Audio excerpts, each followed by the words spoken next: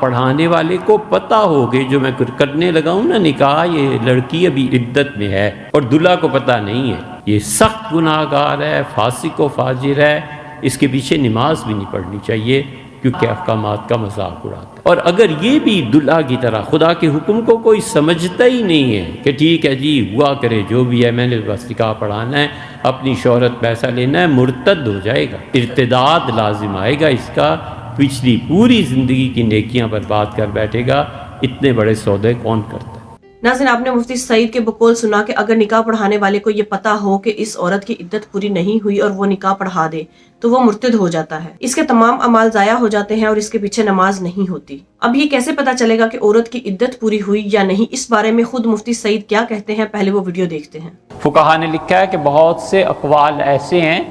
جن میں عورت کا قول معتبر ہے، بس عورت کا کہہ دینا کہ میری عدت گزر گئی، ختم ہو گئی بات، چاہے وہ 3 مہینے سے پہلے کہہ دے۔ سیدنا عمر رضی اللہ عنہ کے زمانے میں ہوا تھا ایسا واقعہ، تو امیر المومنین رضی اللہ عنہ نے فرمایا تھا کہ عورت کا کہہ دینا کافی ہے۔ عورت نے کہا میری عدت گزر گئی، کیونکہ اسی طرح عورت دودھ پلایا یا نہیں پلایا اس میں عورت کا قول کافی ہے۔ اسی طرح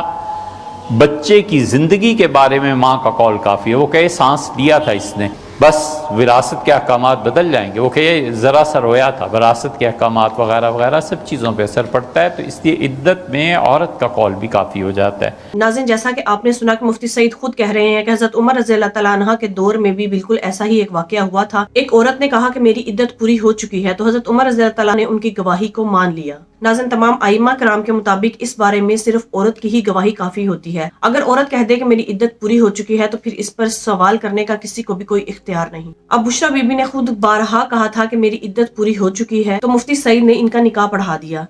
مفتی سعید خود اس بارے میں کیا کہتے ہیں، آئیے پہلے ویڈیو دیکھتے ہیں۔ اس موضوع پہ بات کرنا ظاہر ہے کہ کوئی مناسب چیز نہیں ہے، اس لیے ہم ہمیشہ خاموش رہے، لیکن پہلے نکاح کے بعد بہت سے لوگوں نے مجھ سے یہ کہا کہ نکاح حقائق کی بنیاد پر نہیں ہوا۔ پھر جب بہت سے لوگوں سے یہ بات پہنچی تو ہم نے مفتی حضرات سے بھی مشورہ کیا کہ یہ پہلا نکاح فاسد قرار پائے گا، تو اب کیا ہونا چاہیے؟ تو انہوں نے بھی یہی کہا، اور شریعت کا جو حکم ہم نے اساتذہ سے پڑھا تھا اس سے یہی معلوم ہوا کہ کچھ مدت اور گزرے گی پھر نکاح دوبارہ پڑھایا جائے، تو ہم نے خاموشی سے دوبارہ نکاح پڑھا دیا۔ جب پہنچے نکاح پڑھانے کے لیے پہلا لاہور میں، تو جو خواتین وہاں تھیں ان سے دریافت کر لیا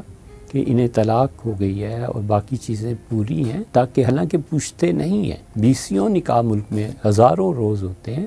کوئی کبھی نہیں پوچھا کرتا، اور نہ خواتین کے معاملے میں اس طرح کی باتوں کو دریافت کرنا چاہیے، مگر احتیاطاً پوچھا تو ان کے ہمراہ جو ان کی سہیلیاں تھیں انہوں نے کہا ہر طرح سے ٹھیک ہے، تو اس لیے مجھے ان چیزوں کو بیان بھی نہیں کرنا تھا اور کرنا چاہیے بھی نہیں تھا۔ اگر کوئی غلطی ایسی چیز ہو گئی ہے تو جہاں تک ہم ہو سکے بجائے اس کے کہ میڈیا میں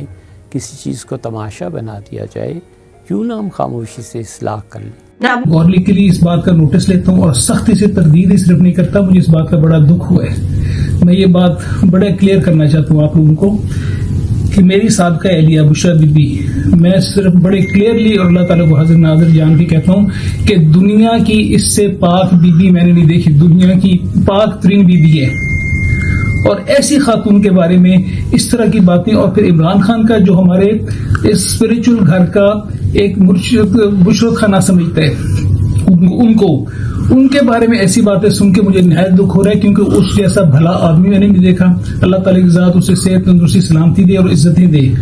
اور یہ میں سخت نوٹس لے رہا ہوں اس بات۔ دوسری طرف خاور مونیکا کو بھی شرم سے ڈوب مرنا چاہیے، وہ جھوٹا اور فاسق ہے، وہ انسان جو قرآن پر حلف اٹھا کر پہلے کچھ اور بیان دیتا تھا اور آج حلف لے کر کچھ اور کہتا ہے۔ پہلے وہ قسم اٹھا کر کہتا تھا کہ بشریٰ بی بی بہت پاک دامن اور نیک خاتون ہے، آج وہی انسان دوبارہ سے قسم اٹھا کر یہ کہتا ہے کہ بشریٰ بی بی بد کردار تھی۔ اسلام کے مطابق وہ انسان جو جھوٹا ہے اس کی گواہی مانی ہی نہیں جا سکتی۔ قرآن و حدیث کی روح سے جو کسی پر تہمت لگاتا ہے، بہتان بازی کرتا ہے، اس کے لیے اسلام نے سزا بھی مقرر کر رکھی ہے، اور اگر وہ انسان تہمت لگانے کے بعد کسی طرح کا ثبوت بھی پیش نہیں کر پاتا تو اسے 80 کوڑے مارے جائیں گے اور دوبارہ کبھی بھی اس کی گواہی نہیں مانی جائے گی۔ لہٰذا ناظرین، عمران خان و بشریٰ بی بی کو جو سزا دی گئی وہ شریعت کے مطابق سزا بنتی ہی نہیں بلکہ وہ غیر شرعی سزا ہے۔ لیکن اب مفتی سعید اور خاور مونیکا کو سزا ضرور ملنی چاہیے، جنہوں نے حلف اٹھا کر پہلے کچھ اور بیان دیا اور اب کچھ اور بیان دیا۔